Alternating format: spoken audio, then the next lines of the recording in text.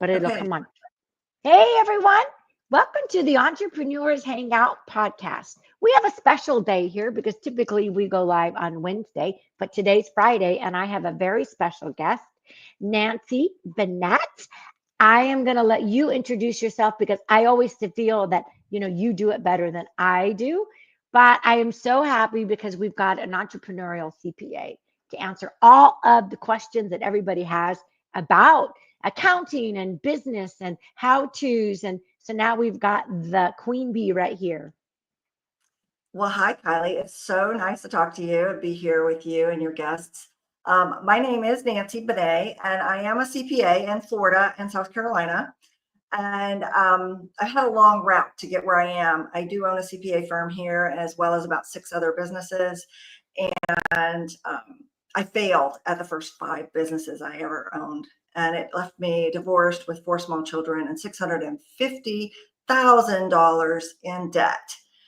I had to crawl out of that. So I've been there, done that. If you're struggling with getting your business off the ground, so that's how I got here. And I just kind of dug my heels in with this one. With the name of my company is Fix It Accounting, and I just said I'm going to make this work no matter what. And we did. And that was the middle of the recession, and it was really difficult. But I learned a lot through that.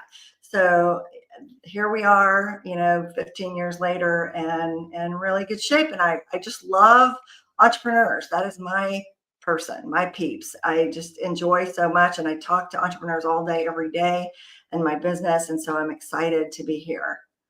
That's awesome. Well, obviously, I love entrepreneurs, thus the entrepreneurs hang out. Let's see, we are actually, I think, going on well, we started right before COVID. Ooh, And so, it's at least since 2020, 2019, I want to say, was the first one. It's always so fun to talk to entrepreneurs. And Nancy, you know what? I gotta pat you on the back. So you can turn around, I'll pat you on the back. But because a lot of people won't, it's hard for them to say, this is where I suffered, this is where, I wasn't great, or this is where I've lost. So you've lost some businesses, but you figured out some things and you gained this one. So I know that you're an entrepreneur. Tell us why, how, first of all, in your words, how and why do you think that happened? And then we're going to go on through some other things about finding freedom and the other things that you love to talk about. well, as far as the failures, why they happened, that would be because I did not reach out for mentorship. That is all on me. I can't blame Amen on anybody that one. else. And I think we tend to be an island by ourselves, and we don't really want to tell anybody what we're going through because we don't think anybody else is going through that. But the greatest thing for success is to find somebody that's done what you're doing, or has the knowledge of what you want to do, and get them to help you. Find your partners, find your tribe. That is where I went wrong, because I was, in a box and didn't go out. So I think that's the biggest thing with the failures. Well, I like amen, sister, because I mean, I think that that's just so true. And it's, entrepreneurs get into their own box because they think like, oh, I can't say that. I can't think that. What would they think? And then they don't have anybody to talk to because how can you say you're successful? Well, you kind of fake it till you make it. And I really hate that saying, but you do. And then you're still faking it and faking it and faking it. And you don't ever get anywhere because you can't talk to anybody. You have to find the right mentor, rip off the bandages, come like sort of like naked to the table and get it done. I agree with that completely. And also, it's like showing up as real, because nobody expects you to be perfect. They don't expect you to have it together.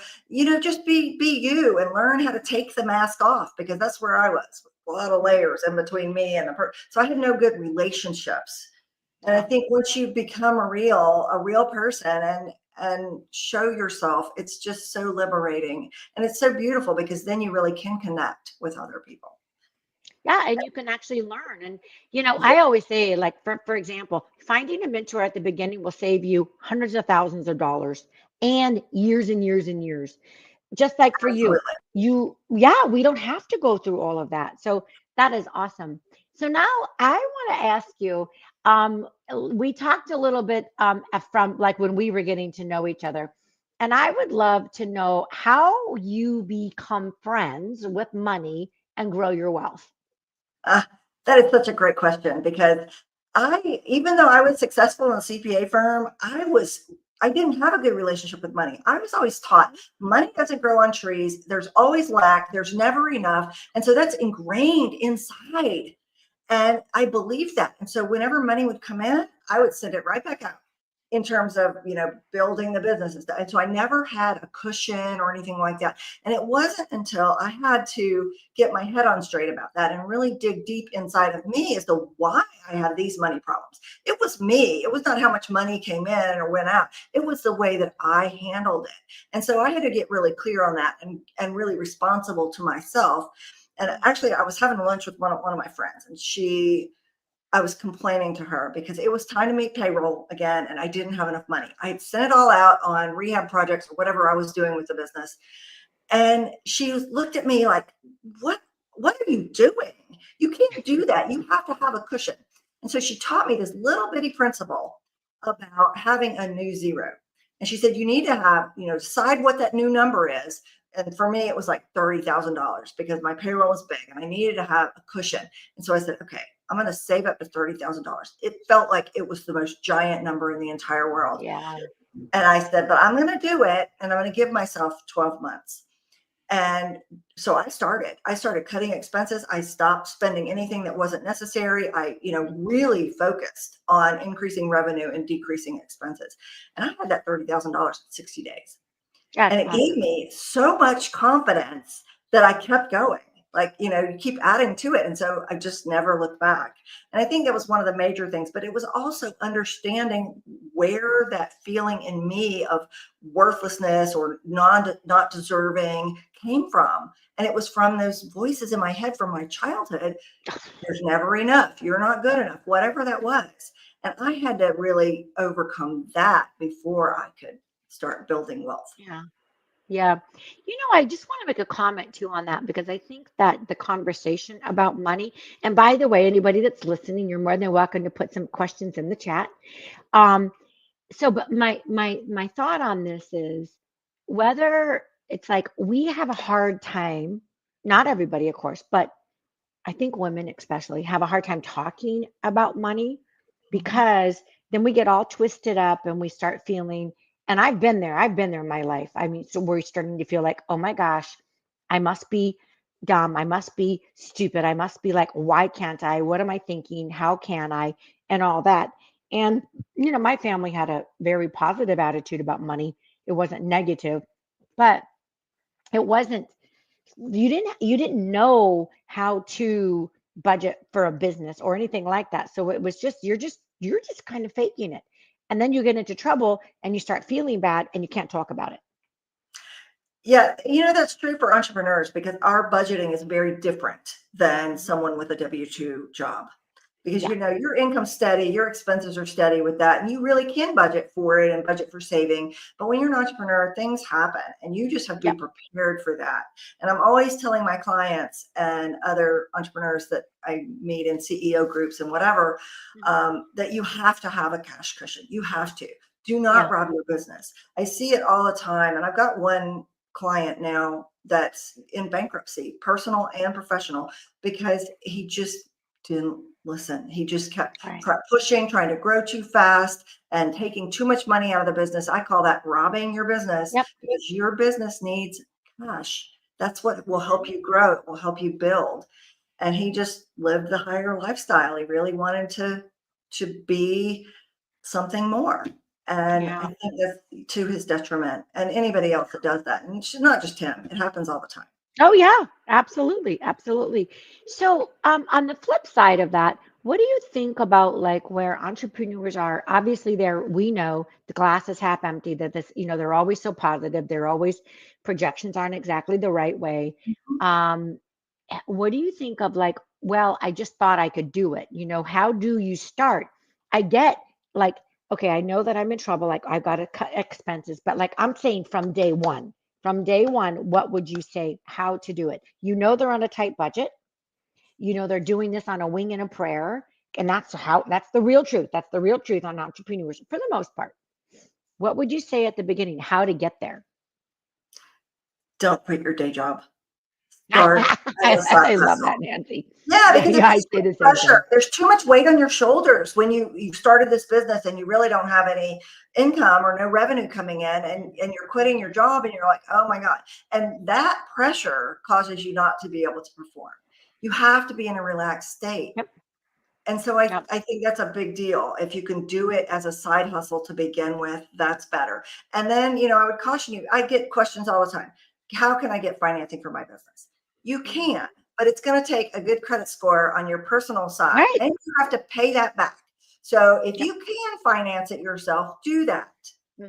And that's what I ended up doing. I didn't have any way, my credit score was in the toilet back then. I didn't have any way to get financing for it. So I just get some revenue to do that. You know what I mean? And live low. I lived so low. I did not buy a house until after I owned an 11,000 square foot office complex. Yeah, yeah. That's good advice. I think that it is smart, which is first of all, you can't go and borrow money unless you are stable. There's how many months do you need to be in business? There's a process to it. It's not just, hey, money grows and I'm gonna go and get a loan. Yeah. But also, people like again, that I am very much second chance. A lot of my a lot, but I love helping the formerly incarcerated start, grow, and scale businesses. And I say to them, first of all, don't you know um, stop working your minimum wage job. Yes, of course, we know and that's the same thing as your day job, right? Okay, that's it. Mhm. But Yeah. with the formerly incarcerated, that's all they get is minimum wage jobs. So you cannot stop. There's nothing that you can do to like until you work yourself silly right now at the beginning, because everything you do at the beginning is how you're going to grow. Then your business is successful, you've got your cushion, then you can stop your day job. I agree completely with that. And one of the other things about that is really when you're thinking about what kind of business you want to do, sit with that and get clear on what you want your life to look like. Because, it's easy to say, oh, I'm going to do this. And then, but you don't really understand what that might entail for your life. Mhm. And it might not be something you're willing to do all the time. So I Right. really encourage people. I had some farmers one time. They had day jobs, but they had a farm and they wanted to be farmers. And there was a convenience store for sale right near their farm. And they're like, well, Huh? we could just buy that and then be at the farm. I'm like, oh no, do not do that. That is a 24/7 obligation and you will never see each other and you'll never be able to be at the farm. So Right. thankfully they didn't do that. They asked first, but Woo! that's one of those Yeah. things you have to think about. Right. You have to assess. And again, having somebody like a mentor, having somebody that's a professional for you to talk to, hey, what do you think of this? They help you think about all those other things that you're not thinking about. Yeah, because when You you're know, in your own head, it's not clear. When you can talk it out with somebody else that has experience, you can win. yeah, yeah, yeah. I agree with that. So now I want to talk a little bit about, and I want my listeners to understand and learn a little bit more from your finding freedom through faith and finances. Tell us a little more about that. Yeah. So faith, that's a loaded word, I think. But for me, it just means faith in a higher power. It means, trusting that I'm here for a purpose and the universe is on my side. You know what I mean? And so I really always try to get quiet and clear inside of myself before I make decisions. And I think the decisions and the flow comes much more easily when we're in that kind of a state. And so it's important. I really just start my day every day with meditation and journaling so that Yep, I can start the day right without the frantic energy or the drama, the ups and the downs, and all of those things. I really try so hard to stay even and just have faith that I'm going the right direction. And it's just baby steps all the time. I take little baby steps. And I've come so far with these tiny little baby steps from $650,000 in debt to yep, where I am now is like a giant shift. And so, absolutely. but there was nothing but baby steps there. And if we're just steady Eddie, be like the tortoise, just keep going a little bit at a time. Don't try to leap forward too fast. because it just doesn't work as well. And when you do, like liken it to some businesses grow really fast and they'll like zoom up, but if they don't Mhm. have a Right. good foundation, it's going to crash. Yep. Yeah, well, actually, you can't grow. Well, I suppose some people think that you can grow too fast, but if you don't have your systems in place, you will crash. It You will will crash. crash. You will crash and burn. So all of a sudden, we got a hard on that one. So that's good. Um, I just want to, like, we might not do as far as like as the same as far as mindset, faith, and meditation. But if you don't find something, like I start my day the same way. I have a little prayer room. My dog sits there. She knows it, like she has her little chewy, and then that's what we do. And I get my mind right. If I don't, my whole day is like chaotic. It doesn't ever feel like it's sabbatical. I don't have anybody. I talk to the Lord, and it's like, hey, just give me favor for the day. And Yes. I find that it just helps me quiet my mind so that I can be right. And it helps me be centered on what I'm supposed to be doing for the day. Absolutely. I love that so much. And I think that's part of your success because you can't, I mean, I guess you can hard charge yourself to success, but I think Yeah. your way is a much better way of that trust in your higher power and sitting with that every day and Mhm. listening for the way you're supposed to go rather than bulling forward on some other way. You know what I want to do? I want to talk a little bit about um, I know that here you and I, okay, now we're successful businesswomen, but we still have mentors in our life. Oh, yeah. And or we also go to groups. It could be a CEO group, it could be a women's entrepreneur group, it could be whatever. But tell me a little bit about what you do to make sure that you're staying with. I'm not the smartest cookie on the in the room. I've got people that I look to aspire to. I've got some help that I can talk about these things that I need help on. Yeah. So I joined a business group, and the next level group up in that group was called a CEO exchange. And I really strived to be there. You had to have a certain revenue level and everything. It was such a shift when I got to that. And I was so excited. So you go from being with business owners that have smaller businesses to business owners that have much larger businesses than yours. And you really can grow from that. And what happened was that when I was at the smaller group, I was in my business all day long, every day, and I was struggling and I was just running as fast as I could on this hamster wheel. And when I got to that other group and I could be mentored by people who had larger businesses than I did, Mhm. that was when I was able to pull myself out of the business and be the business owner instead of the business manager. You know what I mean? So Yep. that was Yep. really super impactful for me. But even on top of that, I'm still in that group. I have a business consultant that I pay every month. He comes every Yep. week and we look at Yep. the direction we're going.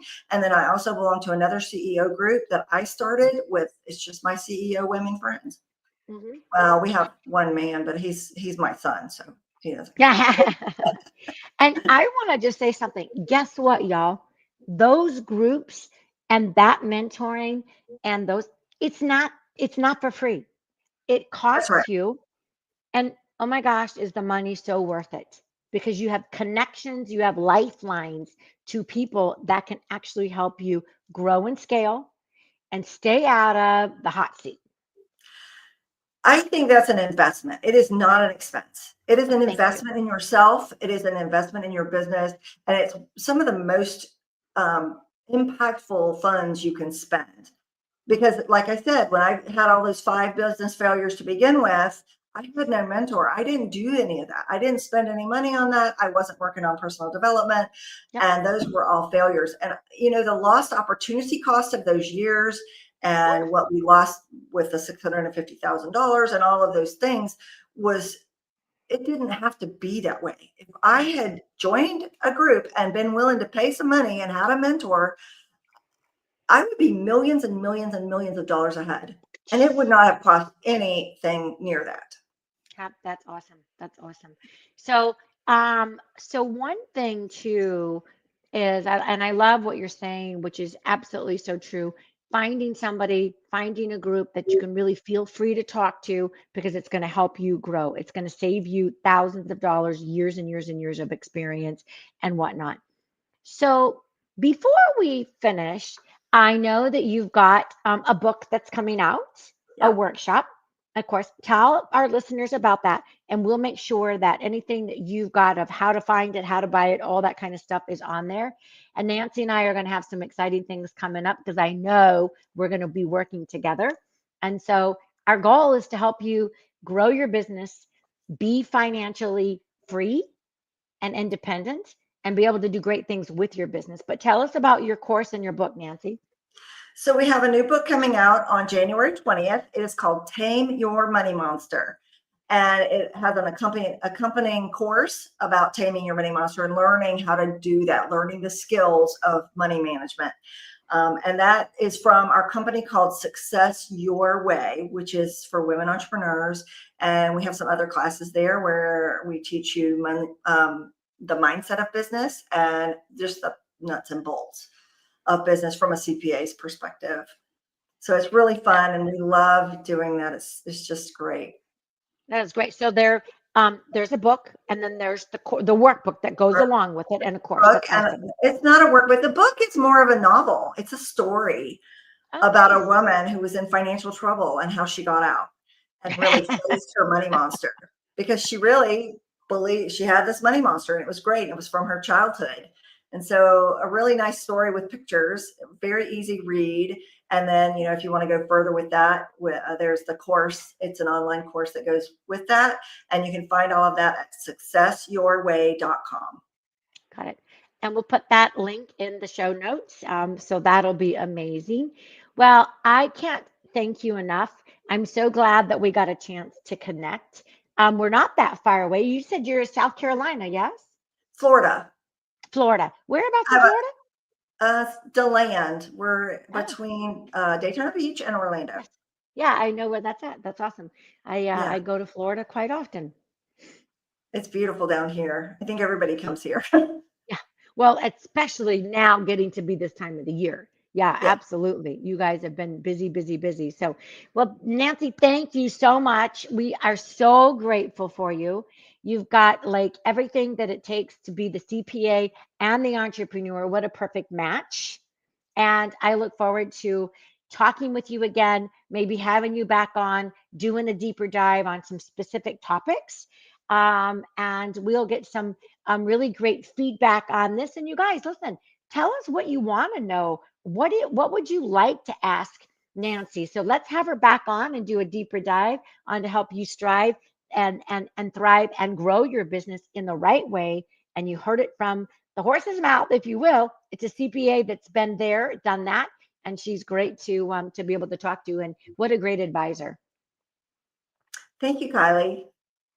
You're welcome. All right. So now, if you'd like to be a guest on my Entrepreneurs Hangout, please hit me up. You know how to find me. I'm on LinkedIn. I'm on Facebook. Kylie Doll, the Entrepreneurs Hangout. I do taping every Wednesday for the most part, unless it's a special kind of thing at 3 o'clock EST. And I'm just going to say bye for now. Bye.